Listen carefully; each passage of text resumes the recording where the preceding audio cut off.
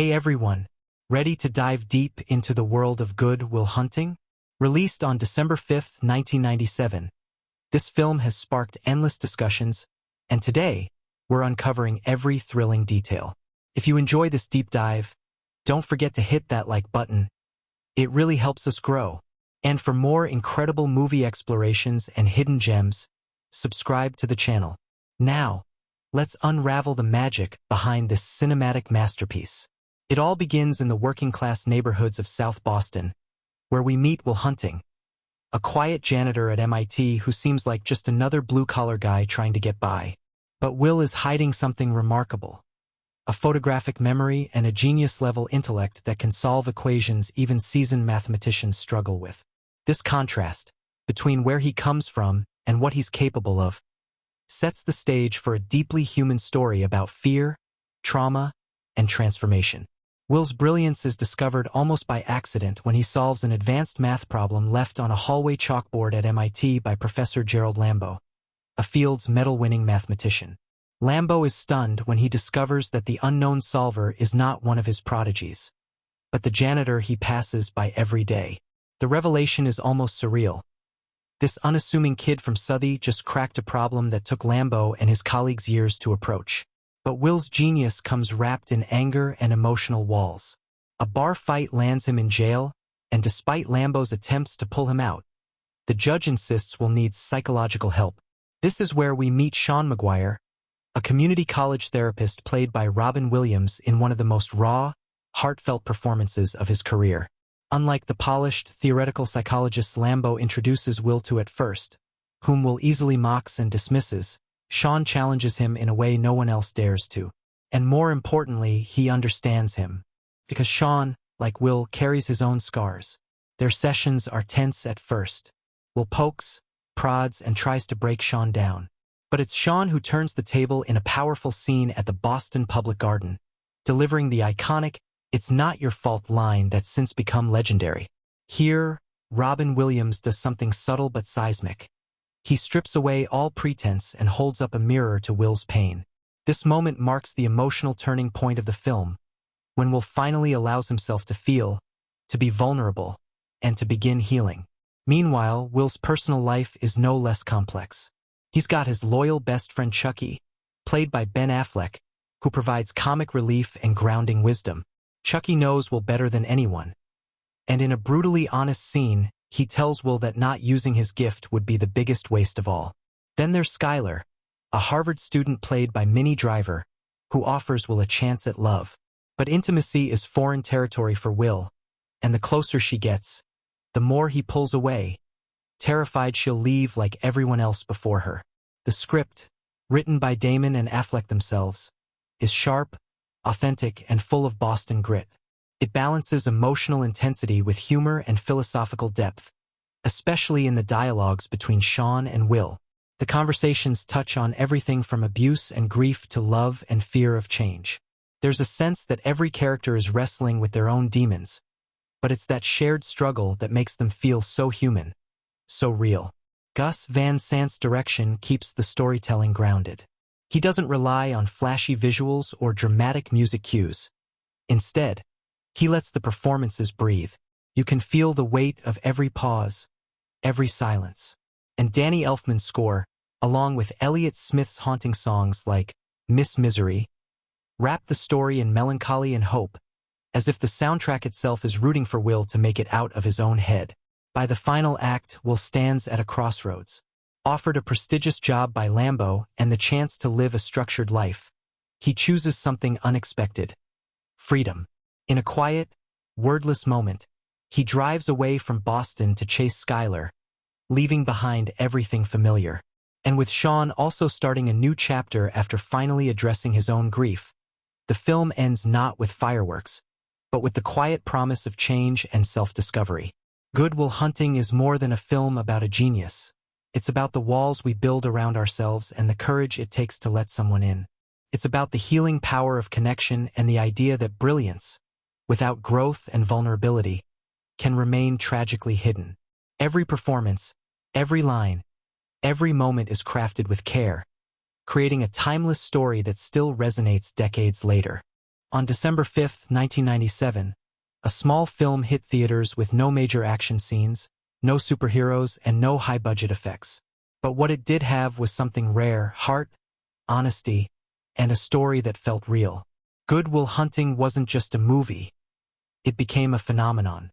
Written by two then-unknown friends, Matt Damon and Ben Affleck, who also starred in it, the film captured audiences with its emotional depth, unforgettable performances, and the way it tackled pain, genius, and growth in a way that felt incredibly human.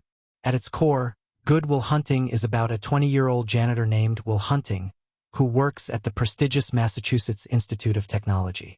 He's from South Boston, with a tough background and a rough personality to match.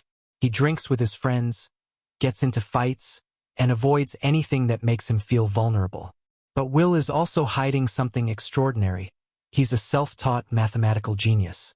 Without any formal training, he can solve the kind of advanced problems that leave even top professors stumped.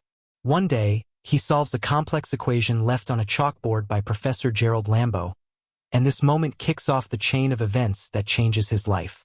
What makes this story different from typical genius stories is that Will doesn't want anything to do with recognition. He doesn't care about fame or success.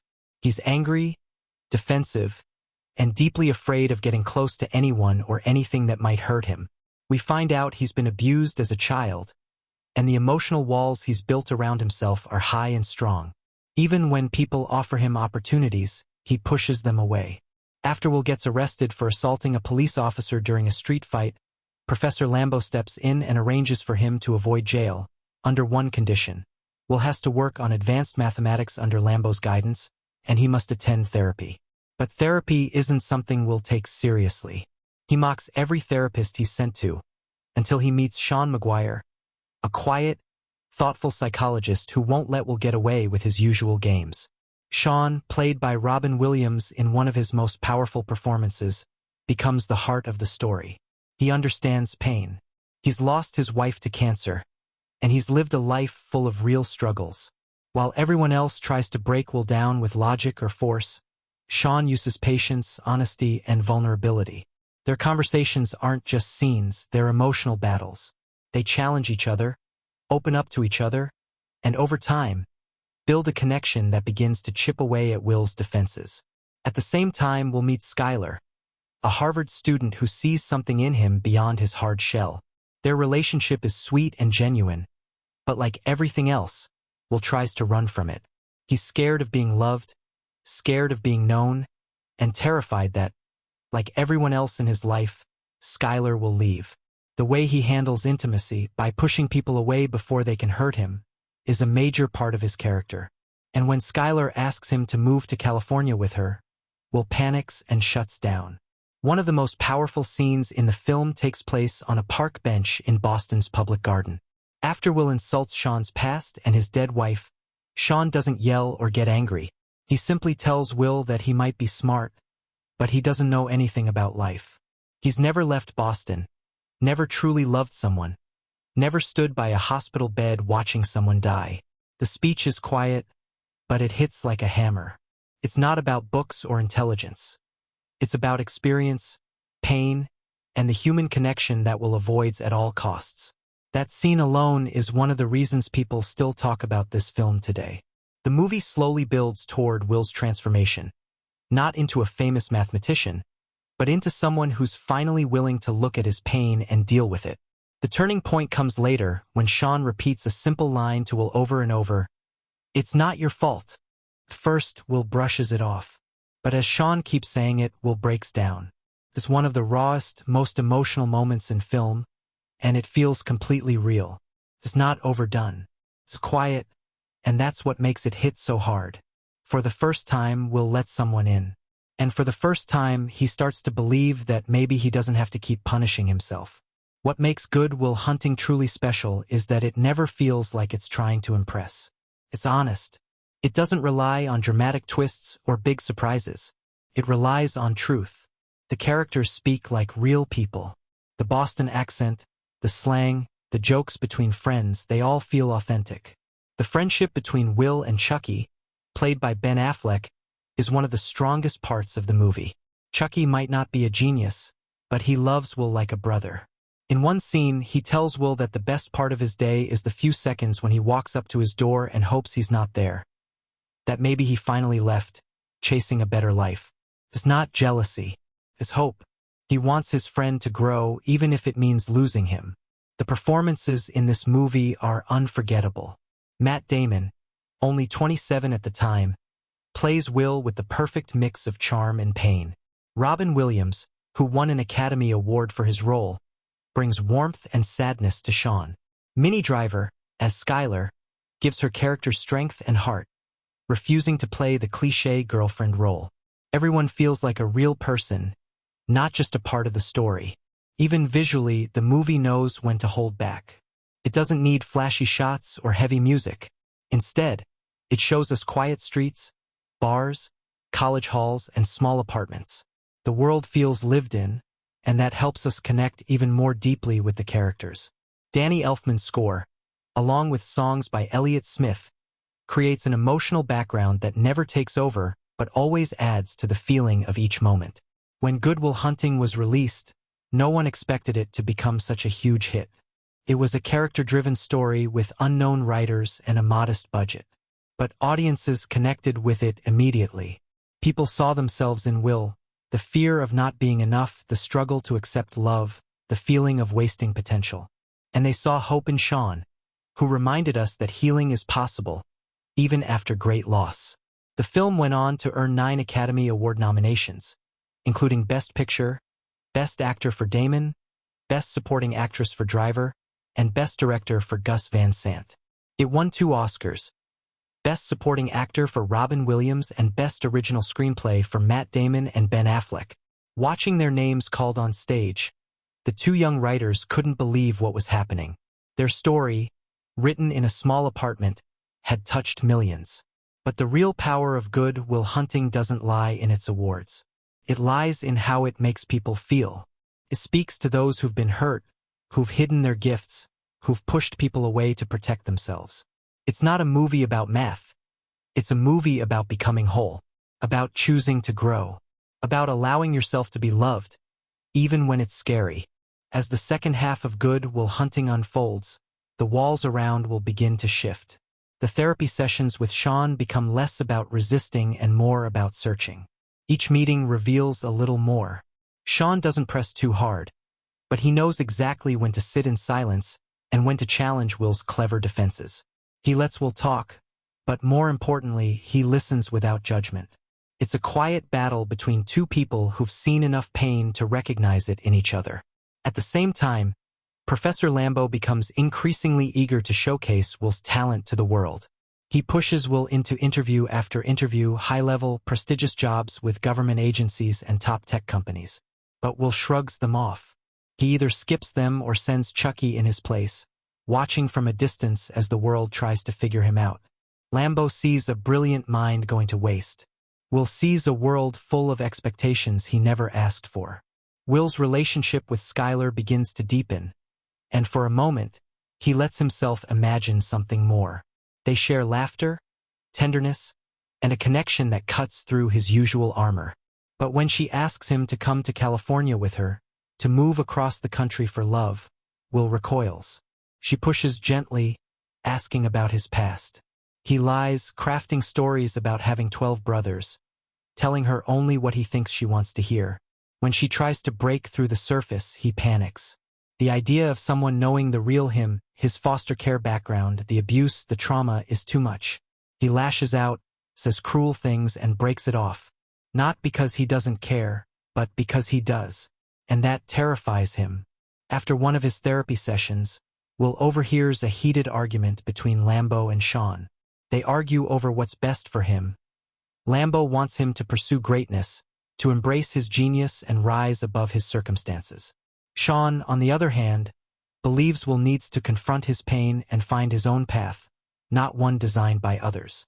Will listens from a distance, and for the first time, realizes these 2 men care deeply about him, just in different ways. They're not perfect, and that realization makes them more human, more real. Then comes one of the most important moments in the film. Chucky, Will's best friend, confronts him while they're working a construction job. It's not angry, it's honest. Chucky tells Will that if he's still around in 20 years, laying bricks and wasting his potential, it'll be a tragedy. He says the best part of his day is the few seconds when he walks up to Will's door, hoping he's not there, hoping he's finally gone off to do something with his life. That speech lands with a quiet force. Chucky's not jealous. He's not bitter. He just wants more for his friend. That moment, more than anything else, stays with Will. Back in therapy, Sean senses something shifting. Will is quieter now, more thoughtful. One afternoon, Sean tells a personal story about the night he met his wife, how he gave up tickets to a legendary baseball game just to talk to her. That sacrifice became one of the best decisions of his life. It's a small moment, but it plants a seed. Will listens, really listens. And then comes the most powerful scene in the film. Sean leans in and asks about Will's childhood, about the foster homes, about the beatings. Will nods, brushes it off. But Sean looks him in the eye and says, "It's not your fault." Will chuckles, says, "I know." But Sean repeats it, softly, firmly, "It's not your fault." Again and again. Will's smile fades. His defenses crack. He tries to brush it off, to joke, to resist. But Sean doesn't stop. "It's not your fault." Finally, Will breaks. He sobs into Sean's shoulder, releasing years of pain, guilt, and buried grief. It's not loud. It's not dramatic. It's raw and honest. And in that moment, something inside Will changes. He finally lets someone in. From that point forward, the weight begins to lift. Will finishes a complex mathematical proof and hands it off to Lambo. There's no fanfare, just a quiet understanding that he's done what others couldn't. But more importantly, he's chosen to heal. He talks to Sean about what's next. Not numbers, not fame, life. Sean, too, finds a kind of peace. For so long, he's been stuck in his grief, living in memories of his late wife. But after guiding Will through his healing, Sean realizes it's time for his own chapter to begin. He tells Will that he's taking a break from teaching, going to travel, maybe even fall in love again. Their journey has helped both of them move forward. Chucky and the crew show up on Will's 21st birthday with a beat-up Chevy Nova they've fixed up for him. It's not fancy, but it means everything. A symbol of freedom, of belief. Chucky doesn't say much, but the message is clear. It's time. And then, in the film's final moments, Chucky walks up to Will's house to pick him up for work, like he does every day. But this time, something's different. The car is gone. The house is empty. Will is no longer there. Chucky stares for a moment, then smiles. It's the best part of his day. His friend finally left. We see Will driving, wind in his hair, heading west. In his rearview mirror is everything he's ever known. Pain, fear, comfort, friendship. Ahead is uncertainty, but it's a choice he made himself. A note left for Sean reads, "I had to go see about a girl." It's a callback to Sean's story. Will finally understands what it means to risk, to leap, to love. From the very first moments, Will hunting carries a force within that both dazzles and divides. He's a 20-year-old janitor at MIT, rough around the edges, brimming with sarcasm, and unflinchingly dismissive of anything that looks like help. But hidden beneath his tough exterior is staggering brilliance and vulnerable wounds older than his years. Will's early life was marked by abuse and instability. Abandoned at birth, bounced through foster homes where punishment came in the form of belts, sticks, even a wrench. It forged in him an avoidant attachment and a deep mistrust of anyone who cared or claimed to care. He learned early that emotional exposure meant pain, so he built walls of humor, aggression, and intellectual one-upmanship. Despite this, Will seems in control, at least until the day he solves a graduate-level math problem on an MIT chalkboard. That moment isn't about seeking recognition. It's subconscious mastery, the reflection of a mind that consumes knowledge and hides behind it. When Professor Lambo discovers that the janitor he used to pass in the halls beat his students at their own game, the spark between them becomes a lightning rod for Will's conflict. Lambo sees raw potential, a genius mind wasted. Will sees the elite world he despises and fears. To him, Lambo is a mirror, a measure of the success he might never allow himself to become. Yet Lambo becomes a catalyst. Facing jail time after a bar fight, Will is given a lifeline. Avoid prison by studying mathematics under Lambo and attending therapy. This marks the beginning of an uneasy dance between expectation and defiance.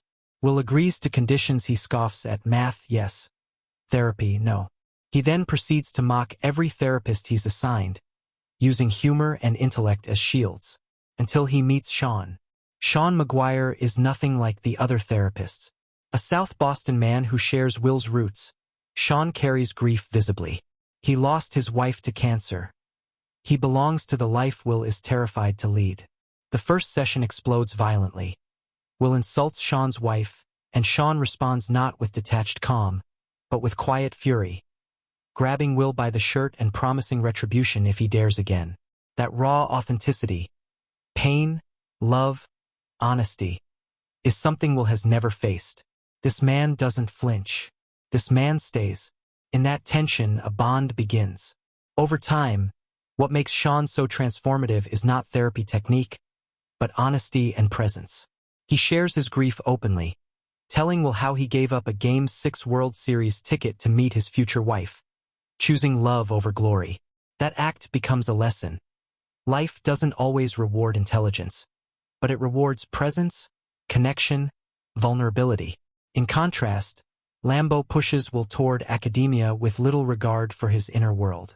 Will learns that his mentors are not gods. They're flawed men who care deeply, in ways he's never allowed. This conflict fuels something in him, choice. Chucky, Will's childhood best friend, plays a different but equally vital role. Loyal, unapologetic, yet deeply honest, Chucky represents the life Will might have had. A lifetime of camaraderie, comfort, and buried regret.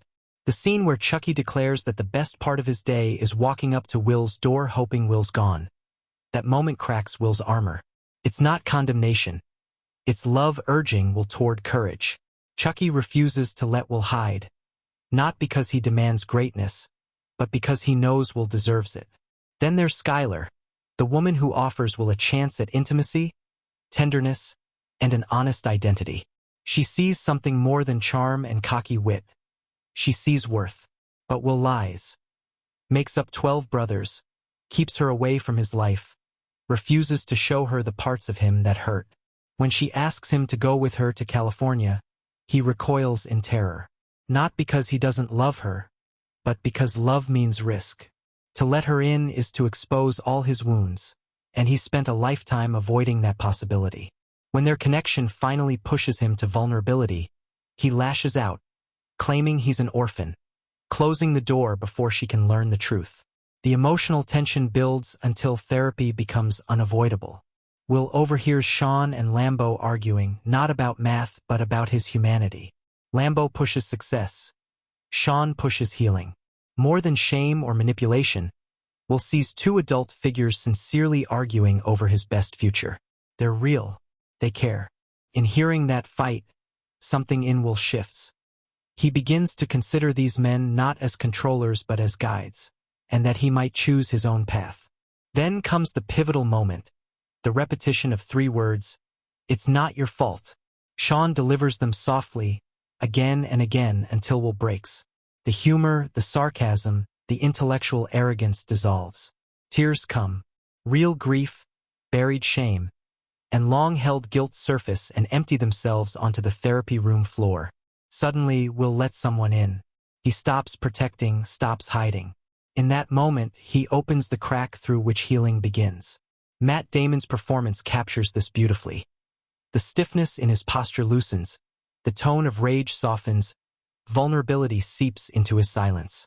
Damon makes Will's transformation believable because he shows us the defense mechanisms dismantling in real time, the bite of self-deprecation giving way to trembling self-awareness.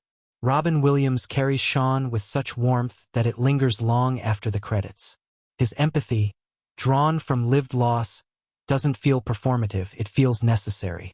Sean isn't there to fix Will. He's there to bear witness, to reflect worth back. Williams's portrayal turns therapy scenes into shared humanity rather than clinical procedure.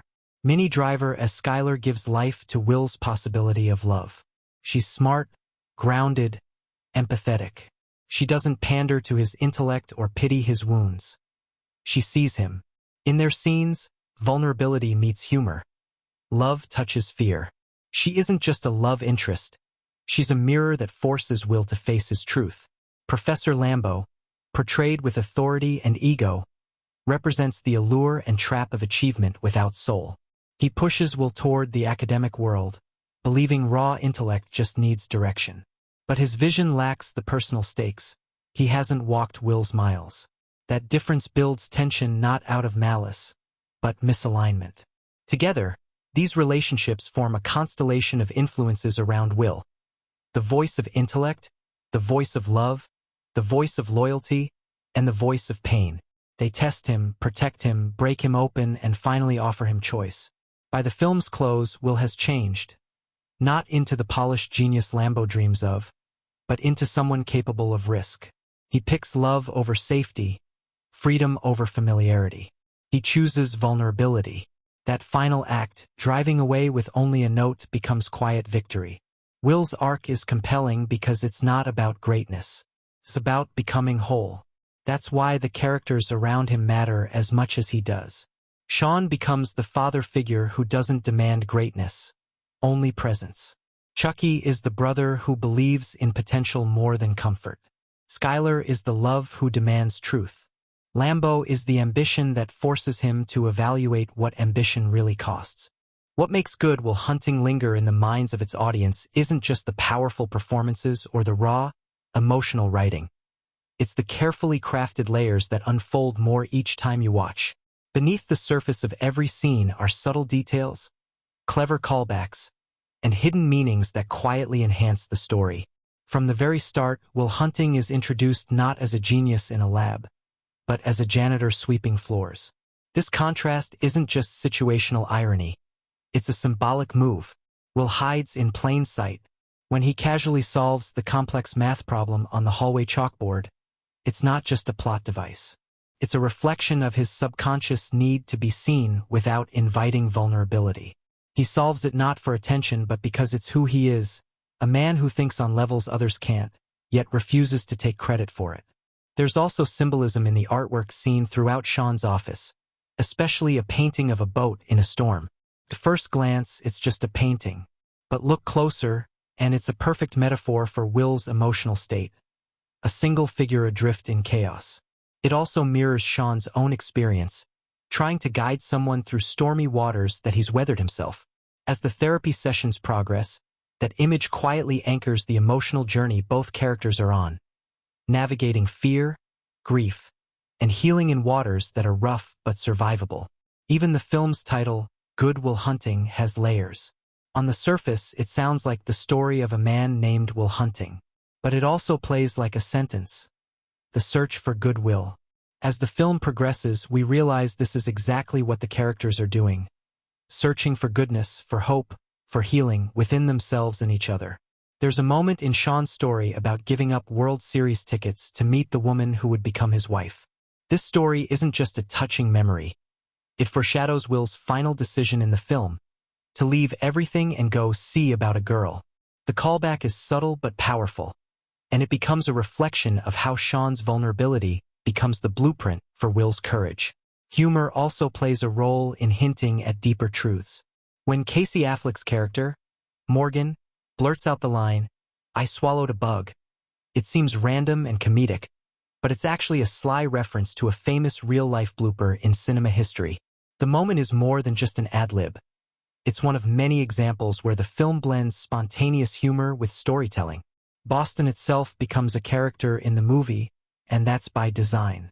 Every shot of Southie, every mention of the Red Sox, every accent, is a tribute to the city. But it also represents the world Will is comfortable in, familiar, rough, and loyal to a fault. The deeper meaning becomes clear when Will is challenged to step outside of that comfort zone. The setting isn't just a backdrop. It's a metaphor for a life Will must choose to either stay in or grow beyond. Color plays a quiet role in showing transformation. Early in the film, Will often wears burnt orange and other warmer tones. Fiery, guarded, reactive. In contrast, Sean wears softer, earthier colors, stable, grounded, calm. Their clothing choices aren't random. They visually represent the emotional energy each man carries. Over time, Will's tones begin to mellow as he opens up, reflecting his internal shift. Props in the film carry their own subtle stories. The Chevy Nova gifted to Will on his 21st birthday isn't just a car. It's a symbol of freedom. It represents possibility, escape, and the belief his friends have in him.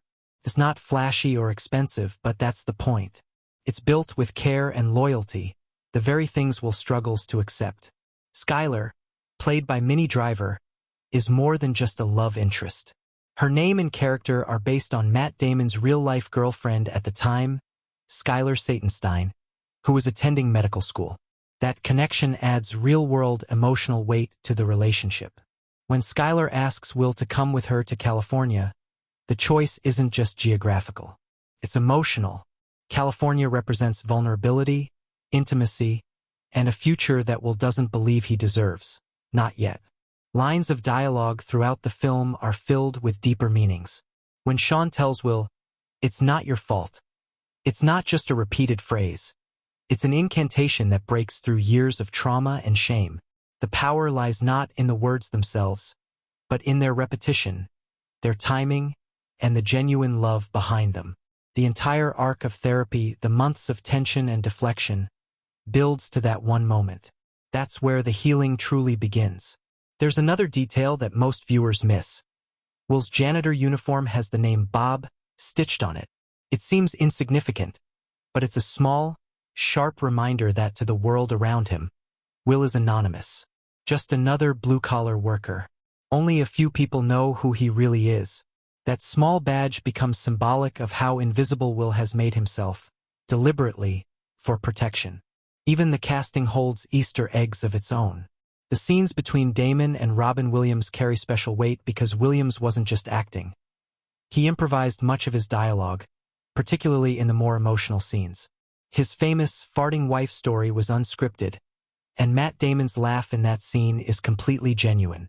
Behind the scenes, the camera operator was shaking with laughter, which is why the shot is slightly off-center. It's a mistake that made it into the final cut because it felt so real. That's the beauty of the film, the raw, unpolished truth. Many fans don't realize that early versions of the script had darker endings. In one draft, Chucky was going to die in an explosion at the construction site. In another, Will was going to be killed by a gang tied to a character named Carmine Scarpaglia. Those versions would have turned the film into a tragedy. But the decision to let Will live, to let him choose love and growth, gave the film its lasting power. Not because it was happy, but because it was earned. Even the final shot carries quiet symbolism. Will drives away alone, the open road ahead. There's no music swelling to a climax. No voiceover telling us what happens next. Just movement. The simplicity of that ending, a man finally choosing his own path, is more powerful than any twist or epilogue. Rewatching the film reveals how much of the story is told in looks, pauses, and silences. When Lambo and Sean argue about what's best for Will, their body language tells us more than their words. Lambo paces, impatient. Sean sits still, rooted. It's the difference between pressure and presence, between ambition and healing. And for those watching very closely, there's a quiet line that encapsulates the entire movie. When Sean says, "You're not perfect, sport, and let me save you the suspense. This girl you met, she's not perfect either. The question is whether or not you're perfect for each other." It's a line that feels like life talking, a reminder that real love, romantic or otherwise, isn't about perfection. It's about showing up, again and again.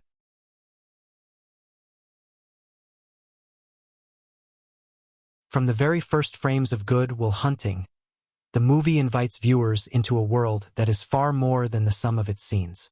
At its heart, the story is a meditation on identity, healing, and the invisible struggles many face beneath the surface.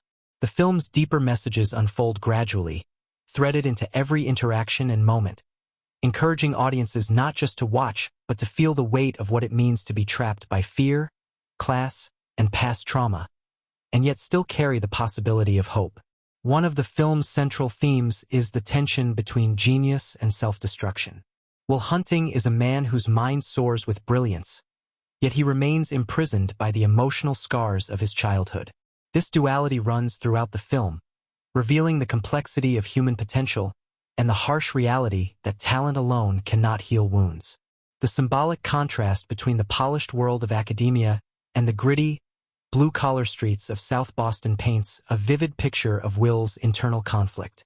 He moves fluidly between these worlds, solving complex math problems on a chalkboard with ease, yet getting into fights and driving a janitor's cart through the same hallways. This dual existence symbolizes the broader social divide and the barriers that often hold back individuals from realizing their full selves. Throughout the narrative, education and knowledge take on layered meanings. It's not just about degrees or intellectual achievement. The film shows that true learning involves emotional growth, self-awareness, and connection. Will's refusal to accept the academic accolades pushed on him reflects a resistance to being defined solely by external expectations. Instead, he craves understanding on a more human level, which Sean Maguire's character represents. Sean's role as a therapist and mentor is deeply symbolic, a bridge between logic and emotion, intellect and heart. The therapy sessions become spaces where Will confronts his fears and breaks the cycle of self-sabotage, underscoring the film's message that healing comes through empathy and acceptance, not judgment or pressure. Another major theme woven into the story is friendship and loyalty, especially through the character of Chucky. Their bond represents a kind of family, rugged and imperfect but unbreakable. Chucky's famous line, urging Will to leave the bar, is more than tough love. It's a plea for Will to escape the limits their environment has imposed on them both. This moment is symbolic of breaking free from social constraints and the fear of change. It reflects the film's commentary on working-class life, the push and pull between comfort in familiarity and the risk inherent in growth. The friendship scenes remind us that relationships can be both anchors and catalysts, holding us accountable while offering support. The film also explores the theme of vulnerability and emotional repression, particularly through Will's reluctance to open up about his traumatic past. His defensive humor and tough exterior mask deep pain, a common reality for many who have experienced abuse or neglect. Sean's patient persistence to break through this armor serves as a narrative symbol for the power of human connection to heal psychological wounds. The repetition of "it's not your fault" becomes a mantra that unlocks years of buried trauma, suggesting that forgiveness, especially of oneself, is essential for moving forward. This message resonates universally, speaking to the silent battles so many carry and the courage required to face them. On a broader social level, Good Will Hunting reflects cultural issues around class and opportunity. The film situates Will's genius within a working-class community often overlooked by institutions. His story highlights how societal structures can limit access to education and personal growth, reinforcing cycles of hardship. Yet, the film resists simple narratives of rags to riches. Instead, it portrays a nuanced view where success isn't defined solely by academic or financial achievement, but by personal fulfillment and self-acceptance. This challenges common cultural ideals about what it means to be successful, inviting viewers to reconsider the values society often prioritizes. Symbolism is carefully woven through the film's visual and narrative elements, enriching its thematic depth. One striking example is the use of the MIT blackboard, which represents not just a challenge but a gateway. For Will, solving the math problems symbolizes a hidden potential waiting to be recognized, but also a barrier between who he is and who others expect him to become. The blackboard scenes contrast with the rough, graffiti-strewn streets of South Boston, visually reinforcing the divide between intellectual promise and social reality. Sean's office, filled with personal artifacts and his painting of a storm-tossed boat, carries symbolic weight as well. The boat, adrift in turbulent waters, mirrors Will's emotional state, caught in a storm of unresolved pain, searching for safe harbor. The office becomes a sanctuary where Will can navigate his inner turmoil, and Sean's presence offers the steady hand guiding him toward calmer seas. This metaphor extends to the film's broader theme of navigating life's uncertainties and finding peace amid chaos. The relationship between Will and Skylar also holds symbolic significance. Skylar represents possibility, the chance for love, trust, and a life beyond the confines of Will's past. Their connection challenges Will to imagine a future that embraces vulnerability and change. Skylar's openness contrasts with Will's guardedness, underscoring the film's message about the courage it takes to open oneself to love and risk. Beyond individual struggles, the film also comments on masculinity and emotional expression. Will's world is one where toughness is often equated with survival, and vulnerability is seen as weakness. The film challenges this stereotype by showing that true strength lies in confronting pain and embracing emotional honesty. Sean, as a father figure and therapist, models a more compassionate masculinity, offering a counterpoint to the rough-and-tumble bravado of Will's friends. This thematic thread encourages audiences to rethink cultural expectations around gender and emotional resilience. In the film's resolution, Will's decision to leave Boston to see about a girl symbolizes his leap into the unknown and his willingness to break free from the limitations imposed by his past and environment. It's a subtle yet powerful commentary on the importance of choice and agency in shaping one's destiny. The open-ended nature of this conclusion reflects life's ongoing uncertainties, emphasizing hope without promising easy answers. Good Will Hunting also gently critiques the academic world's sometimes cold, impersonal approach to talent and success. Professor Lambeau's character embodies this tension. He admires Will's intellect but struggles to connect with the person beneath.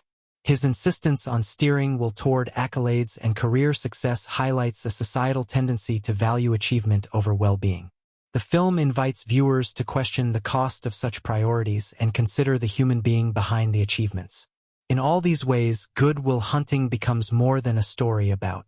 From the very first scene of Good Will Hunting, the film's visual language sets a tone that feels both intimate and authentic, drawing viewers into Will's world with a naturalistic yet artful style.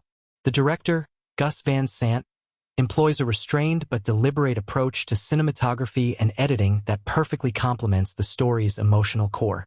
The film doesn't rely on flashy effects or overtly dramatic camera work. Instead, it uses subtle visual storytelling to mirror the characters' inner lives and the environments that shape them.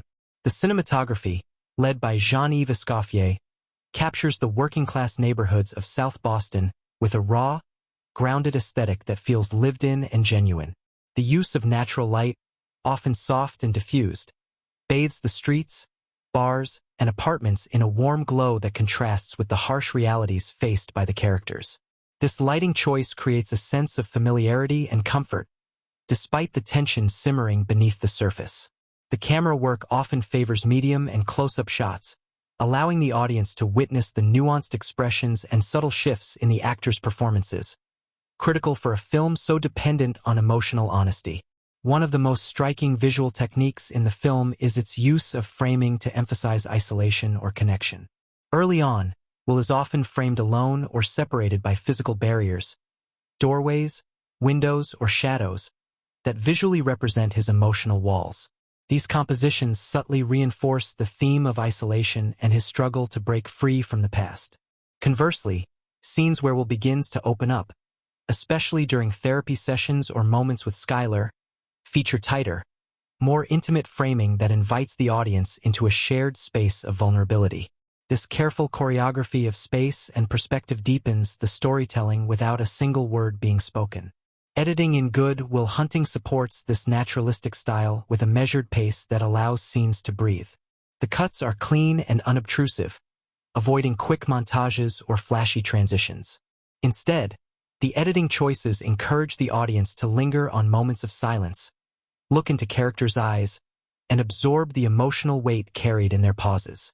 For example, during the therapy sessions, the camera and editing slow down to focus on the dialogue's rhythm, the hesitation in Will's voice, and Sean's gentle but firm presence. This rhythm invites viewers into the process of healing, making it feel authentic and earned. Sound design in the film is equally restrained but effective.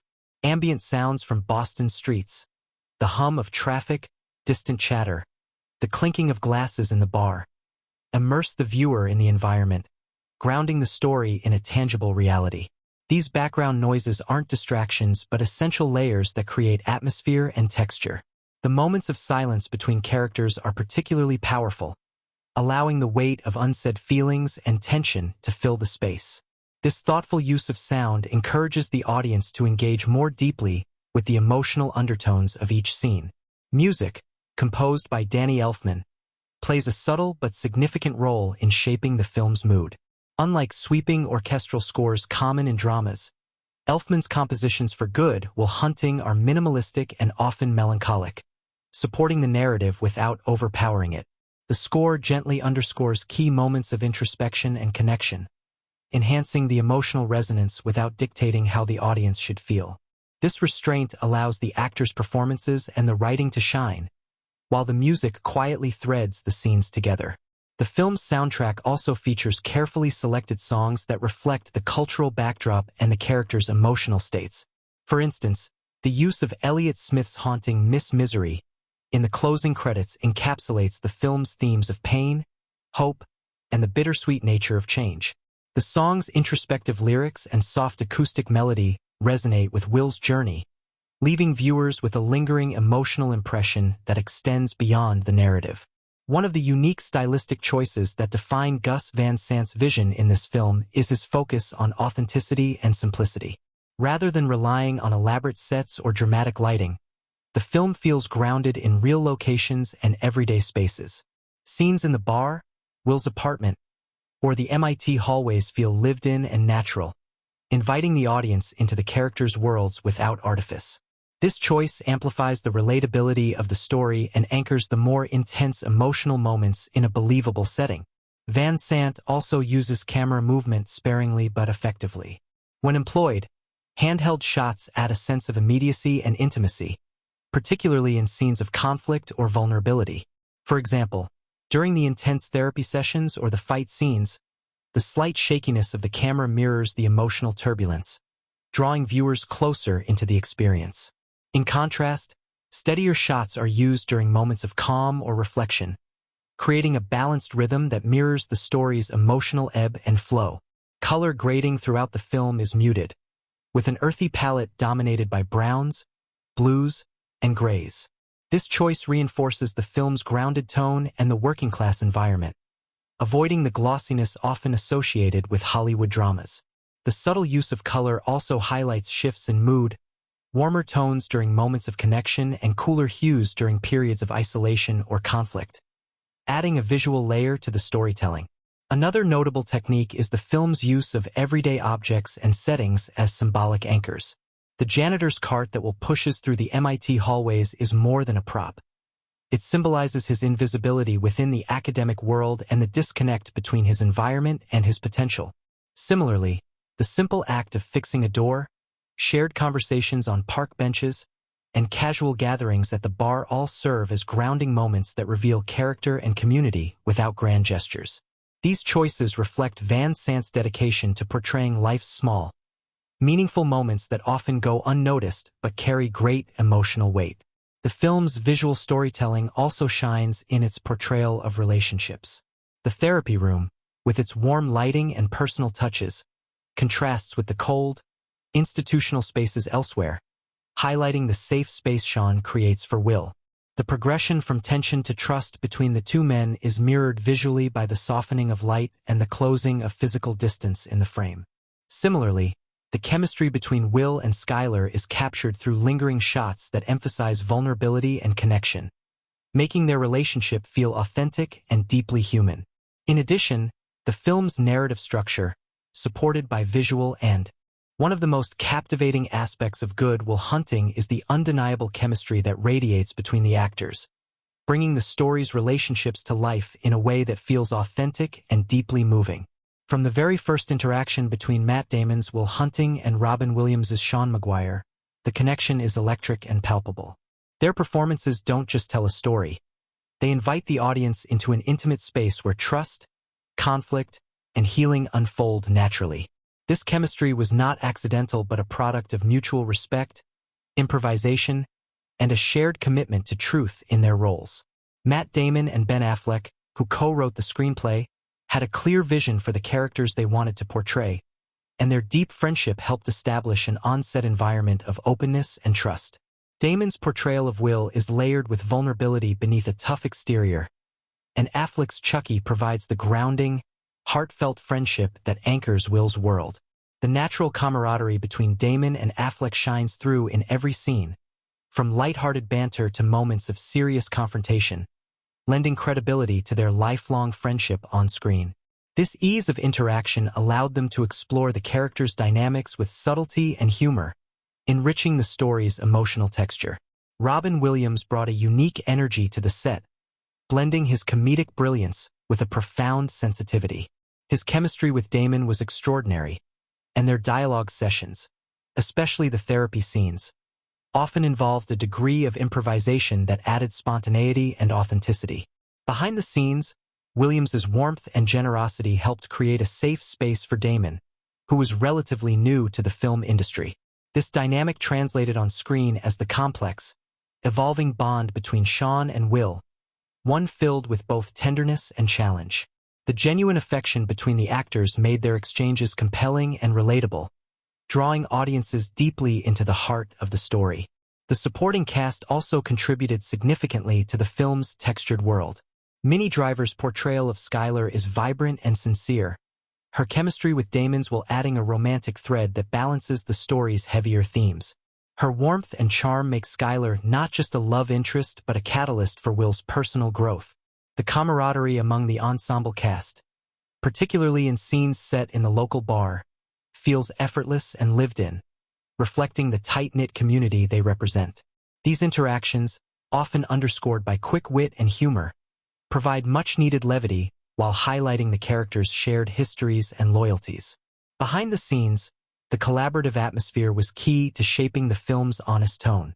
Director Gus Van Sant encouraged actors to bring their own experiences and instincts into their performances, fostering improvisation and organic moments that enriched the scripted dialogue. For example, many of the bar scenes where the friends' banter were shot with a semi-improvised style, capturing genuine reactions and playful exchanges. This approach made the interactions feel spontaneous and real, rather than staged, contributing to the film's overall authenticity. There were also moments when the cast's off-screen relationships influenced the story's emotional depth. Matt Damon and Ben Affleck's close friendship helped convey the deep bond between Will and Chucky, while Robin Williams's empathetic nature translated into a mentorship both on and off camera. Williams was known for his kindness and support towards younger actors, often offering encouragement and advice that helped create a nurturing environment on set. These behind-the-scenes dynamics allowed the actors to take risks and explore complex emotions, resulting in performances that resonate with sincerity. The set itself became a place where friendships flourished, mirroring the themes of connection and loyalty central to the film. Cast and crew often spoke about the collaborative spirit, with shared meals and conversations that blurred the lines between work and camaraderie. This sense of community enhanced the portrayal of the South Boston neighborhood, as the actors inhabited their characters not just professionally but emotionally. The authenticity that arises from such a cohesive set environment is evident in the film's ability to transport viewers into the characters' lives. When Good Will Hunting premiered, audiences responded enthusiastically to this chemistry and realism. Viewers were drawn to the film's heartfelt portrayal of friendship, trauma, and redemption, praising the natural performances and emotional honesty. The interplay between Damon and Williams, in particular, was singled out as a highlight, with many citing their scenes as some of the most moving in recent cinema. Critics applauded the film's balance of humor and depth, noting how the actors' relationships elevated the story beyond a simple drama into a profound exploration of human connection. The film's critical success was matched by its popularity with audiences, who found the characters relatable and inspiring. The story of a young man grappling with his potential and past resonated across generations and backgrounds, creating a loyal fan base that has kept the film alive in public memory for decades. This engagement is evident in the continued discussion around the film's themes, quotes, and performances, as well as in the numerous retrospectives and fan tributes. The chemistry that first sparked on set continues to enchant viewers, reminding them of the power of authentic relationships both on and off screen. Moreover, the film's success helped launch the careers of Damon and Affleck, who became household names and solidified Robin Williams' reputation as a versatile actor capable of balancing comedy with profound drama. This mix of emerging talent and seasoned experience created a dynamic on screen that felt both fresh and timeless. Their collaboration remains a shining example of how actor chemistry can elevate a film from good to unforgettable. Audience reactions also revealed the film's ability to connect emotionally on a deep level. Many viewers identified with Will's struggles, his fear of failure, his defense mechanisms, and his longing for acceptance. The film's honest portrayal of mental health and therapy, through Sean's patient guidance, helped destigmatize these topics for some, contributing to broader conversations beyond the theater. This emotional impact has fostered a long-lasting relationship between the film and its fans, who continue to find comfort and inspiration in its story. The interplay between cast chemistry and the film's setting is another element that enriched the viewing experience. The actors didn't just perform their roles. They inhabited a world that felt tangible and lived in. This immersive quality drew audiences into the texture of the characters' lives, making the humor, pain, and moments of connection feel immediate and personal. The setting of South Boston isn't just a backdrop. It's a character in its own right, shaped by the relationships and energy the actors brought to their roles. Good Will Hunting arrived in 1997 as a film that quietly but profoundly reshaped how stories about human struggle, genius, and healing could be told on the big screen. Its impact rippled far beyond its initial box office success and critical acclaim, influencing not only its genre but also the broader culture in ways that still resonate today. Rather than being just another drama, it became a touchstone for storytelling that embraces raw emotion, authentic relationships, and the complexity of personal growth. The legacy of Good Will Hunting lies not only in what it achieved but in how it transformed expectations for films about everyday heroes and their inner battles. One of the most significant influences the film had was on the genre of character-driven drama. At a time when Hollywood often favored spectacle or high-concept plots, Good Will Hunting demonstrated the enduring power of deeply human stories rooted in dialogue, subtle performances, and emotional honesty. It proved that a film could captivate audiences without relying on flashy effects or formulaic storytelling, instead drawing viewers in through the strength of its characters and the authenticity of their journeys. This shifted how filmmakers approach dramas, encouraging a wave of movies that focused on intimate, psychological storytelling. Films that put the complexity of the human experience front and center. The film's approach to mental health and therapy was groundbreaking in its own right. It portrayed the therapeutic process not as a quick fix but as a difficult, sometimes uncomfortable path towards self-discovery and healing. The nuanced depiction of therapy sessions between Will and Sean helped destigmatize mental health conversations in popular culture, encouraging viewers to think differently about vulnerability and emotional growth. This contribution to the cultural dialogue around mental health remains significant, as the film is often cited in discussions about how movies can promote empathy and understanding in these areas. In terms of filmmaking, Good Will Hunting highlighted the importance of collaborative creativity. The fact that Matt Damon and Ben Affleck wrote the screenplay themselves and starred in the film was a rare success story that inspired countless aspiring filmmakers and actors. Their achievement demonstrated that authentic voices, even those outside the traditional Hollywood system, could create work that resonates on a global scale. This helped pave the way for more artist-driven projects and indie films to gain traction in a market dominated by big studios, ultimately enriching the cinematic landscape. The film style, marked by Gus Van Sant's restrained direction, naturalistic cinematography, and focus on genuine performances, also influenced how filmmakers thought about visual storytelling in character dramas. It encouraged a trend toward simplicity and subtlety, showing that less can be more when it comes to crafting a mood and emotional depth. This legacy can be traced through numerous films that followed, where understated cinematography and intimate storytelling became hallmarks of the genre. The cultural impact of Good Will Hunting extends well beyond cinema. Its themes of overcoming adversity, the power of friendship, and the search for identity struck a chord with a generation grappling with similar questions. The movie's iconic lines and scenes have become part of the cultural lexicon, quoted and referenced in countless contexts, from classrooms and therapy sessions to everyday conversations. This kind of enduring relevance is rare, and it speaks to the universal truths the film captures. Awards and recognition cemented the film's place in cinematic history, winning 2 Academy Awards, Best Original Screenplay for Damon and Affleck, and Best Supporting Actor for Robin Williams. Good Will Hunting gained both critical respect and popular acclaim. These milestones validated the film's artistic achievements and underscored its emotional resonance. The accolades also elevated the careers of everyone involved, turning Damon and Affleck into major figures in Hollywood and reinforcing Williams's versatility and depth as an actor. But beyond the trophies, it's the heartfelt connection audiences felt with the film that truly marks its success. The long-term fan engagement with Good Will Hunting reveals its timelessness. Decades after its release, it continues to be discovered and cherished by new audiences, many of whom find fresh meaning in Will's struggles and triumphs. The film's exploration of identity, trauma, and potential remains relevant in an ever-changing world, proving that great storytelling transcends time. Fan discussions, rewatchings, and even academic analyses keep the film alive in cultural consciousness, showing that it's much more than a product of its era.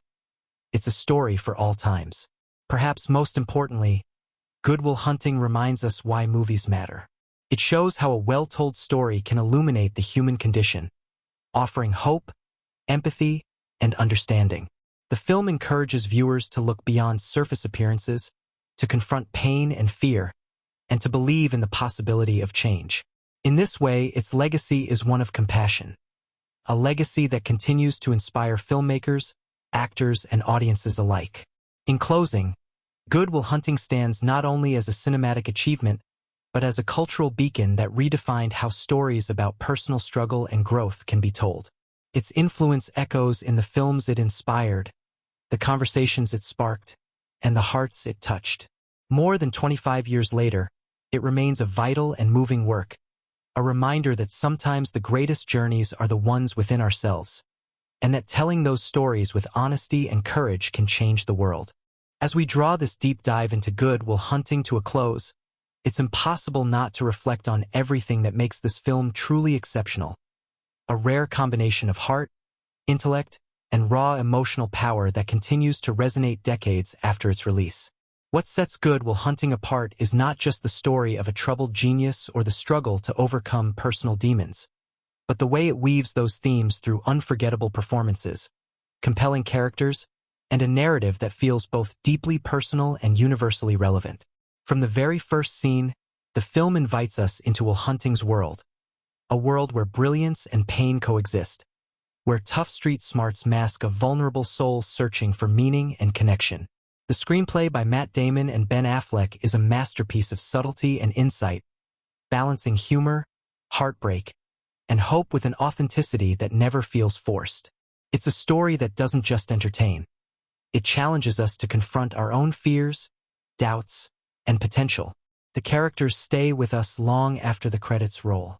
Will's journey from resistance to acceptance, Sean's quiet wisdom and patience, Chucky's unwavering loyalty, and Skylar's genuine love all form a tapestry of relationships that feel lived in and real. Each performance adds depth and nuance, from Damon's layered portrayal of inner conflict to Robin Williams's touching balance of humor and gravitas. These actors don't simply play roles. They breathe life into human stories that many of us recognize in ourselves or those we know. Visually, Good Will Hunting uses a restrained, naturalistic style that complements its emotional core. The cinematography, direction, and editing create an intimate atmosphere where every glance, pause, and gesture carries weight. Coupled with a poignant score, the film's cinematic techniques serve to draw viewers deeper into the characters' lives and struggles, making the experience immersive and unforgettable. Beyond its artistic merits, Good Will Hunting is a cultural touchstone, a film that opened conversations about mental health, friendship, class, and the courage to change. Its influence on filmmaking, storytelling, and popular culture is profound. It inspired a generation of writers and actors, proving that genuine storytelling and strong character work can transcend budgets and trends to create something timeless. Behind the scenes, the film's creation was a story of passion, friendship, and perseverance. The collaboration between Damon, Affleck, Van Sant, and Williams shows how trust and shared vision can transform a modest script into an award-winning masterpiece. The chemistry among the cast and the supportive set dynamics translated directly into the warmth and honesty that audiences fell in love with. These elements remind us that movies are, at their heart, human endeavors, made possible by people who believe in the stories they tell. Ultimately, Good Will Hunting stands as a testament to the power of empathy and the resilience of the human spirit.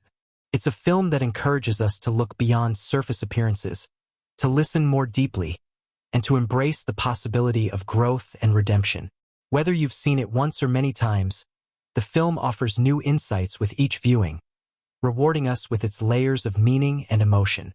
If you love this breakdown and the journey through the world of Good Will Hunting, don't forget to give the video a thumbs up. It really helps us grow and create more deep dives like this. And if you haven't already, subscribe to the channel for more explorations into cinema's most fascinating stories and hidden gems. There's a whole universe of movies waiting to be uncovered, and together, we'll keep diving deeper. Thanks for watching, and until next time, keep enjoying the magic of film. Let's keep exploring movies together.